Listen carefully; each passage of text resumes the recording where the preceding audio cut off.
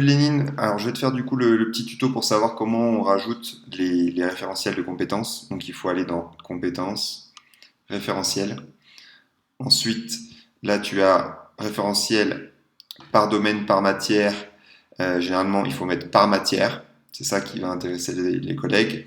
Ensuite, il faut mettre cycle 3 pour les sixièmes, cycle 4. Là, si je prends le cas, je fais un exemple sur le cycle 4. On a ici les différentes disciplines. On peut ajouter aussi un autre référentiel, mais là, par exemple, si je vais sur EPS, je clique, je vois qu'à droite, je peux avoir accès à tout le référentiel. Ici à droite, donc moi j'ai rajouté motricité avec toutes les activités, mais à la base, il y avait déjà des référentiels du socle commun qui étaient déjà indiqués. Mais voilà, si par exemple je veux rajouter badminton, alors déjà on peut rajouter des macro-compétences, là on voit en gras, engagement physique, etc.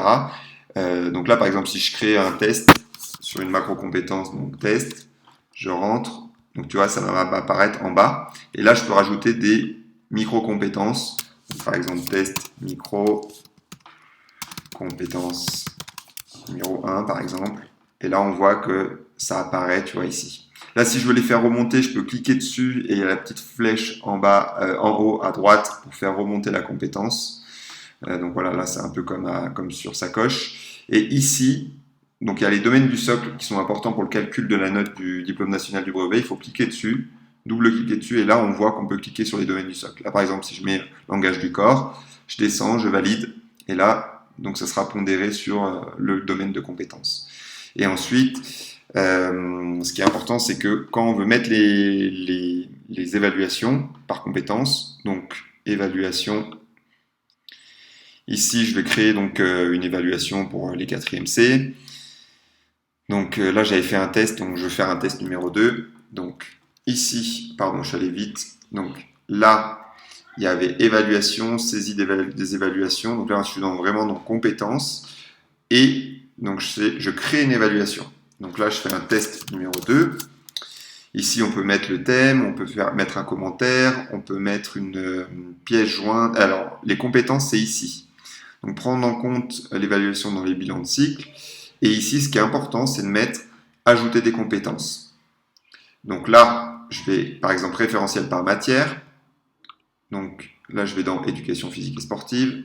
Et là, on retrouve le référentiel de mon test micro-compétences. Je clique dessus. Donc faire attention parce qu'on peut cliquer soit sur la macro, soit sur la micro-compétence. Ça dépend des collègues s'ils ont des macros ou des micros. Et donc là, on peut mettre créer aussi un devoir, mais bon, là, la notation, il n'y a pas de note sur 20. Et du coup, là, on valide.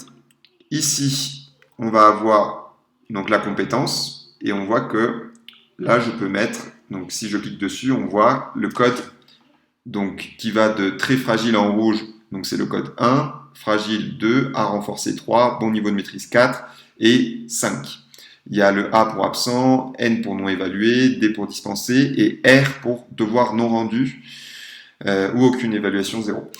Donc là, si je clique, je fais par exemple 1, 2, 3, 4, 5, A, R, N, on voit qu'on a bien le code couleur. S'il y a plusieurs compétences, ici, on peut soit mettre les compétences horizontalement, remplir par élève les 3 compétences, soit remplir par colonne. Donc là, c'est ce petit symbole-là. Voilà. Et donc là, on voit qu'il y a toutes les couleurs qui apparaissent et qu'on peut imaginer donc là, l'histogramme comme ça. Voilà. Et je crois que ça enregistre automatiquement. Oui, c'est ça.